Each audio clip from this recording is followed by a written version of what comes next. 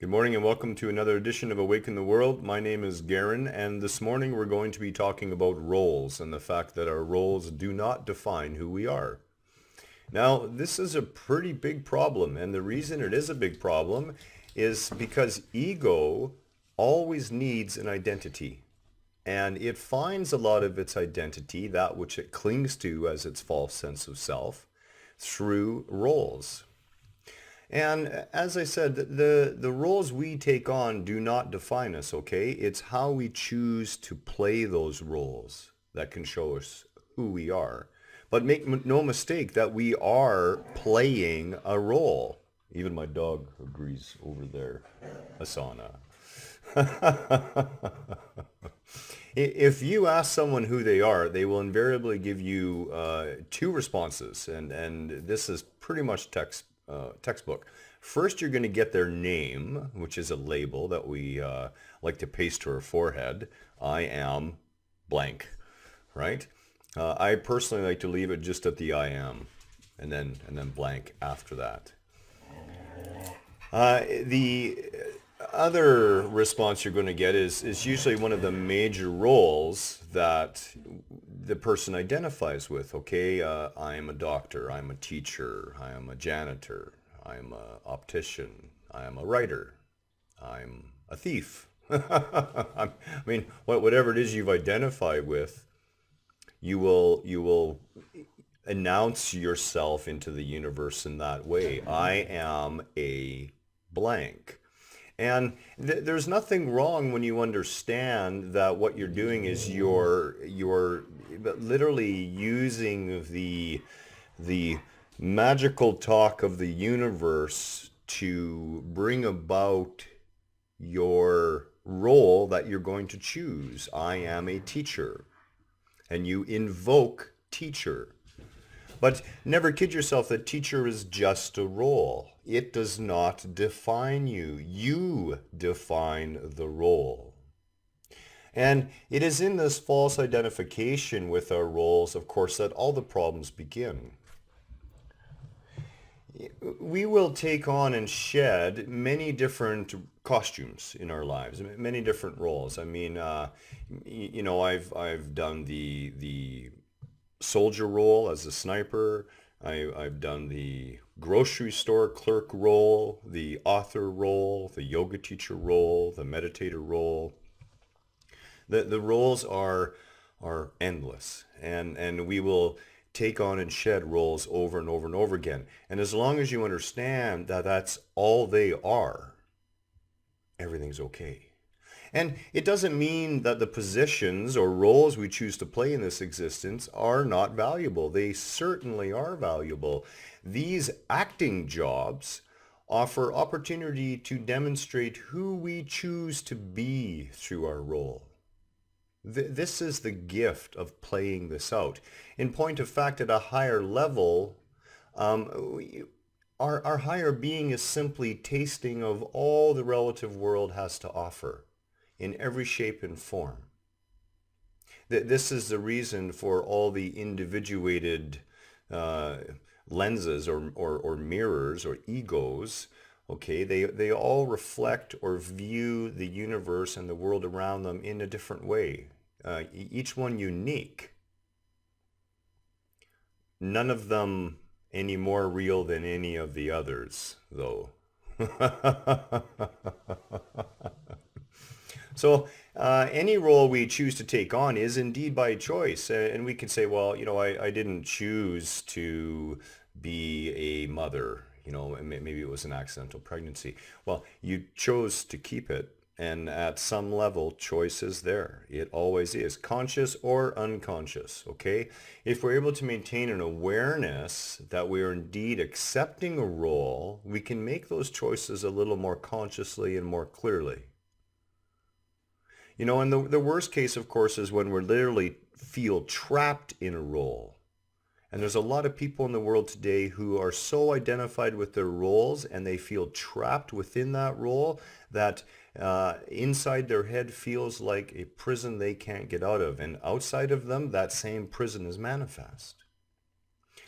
When we falsely attach ourselves to any of the roles that we've taken on, of course, dysfunction sets in. And the reason being is ego can't stand change. And change is inevitable. It is insanity to think that our roles will not change as well.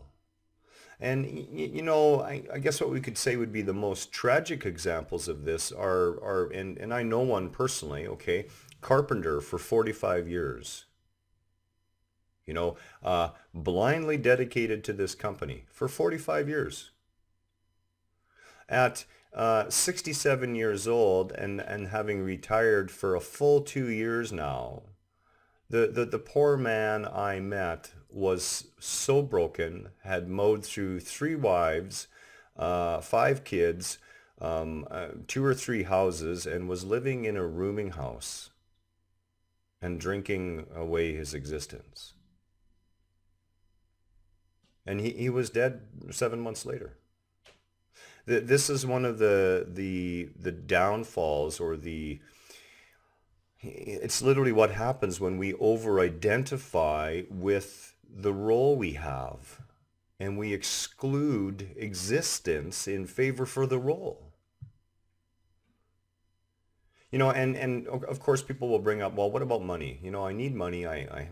So I need to take on this role. Well, again, it really comes down to choices. What we're willing to accept and not accept. And taking on a role for a short period of time to make ends meet does not define you. It does not have to define you. We get so caught up in our roles and we're so identified with the roles that when someone pushes up against our role in some way, or we feel like they're accusing us of not fulfilling our role in the way they wish to, we feel hurt. And the only way you can feel hurt is if you've identified with it. If you've taken on part of that role as who you are. What you are is all things and everything and no thing, all at the same glorious time. The infinite sea of consciousness, individuated into a magnificent, glorious being that's manifesting a whole pile of human experiences, never mind experiences from other places. And we'll talk about that in another video, because you're not limited by time and space.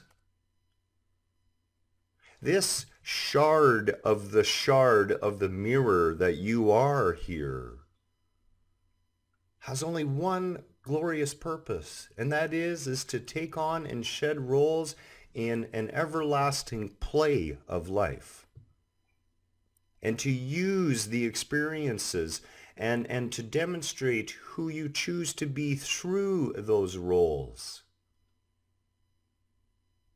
And then we all get to go backstage and have a big party. And after the curtain closes on this existence, we shuffle off this mortal coil. Emmys all the way around. I'd settle for a Sundance Film Award. Nah, I'll take the Emmy too. Why not? I can melt it down and turn it into something more meaningful. The bottom line is that we are not these simple things. We are not these little beings scurrying around fulfilling tasks that we think are all so important. I mean, yes, it's fantastic that the mail carrier brings the newspaper.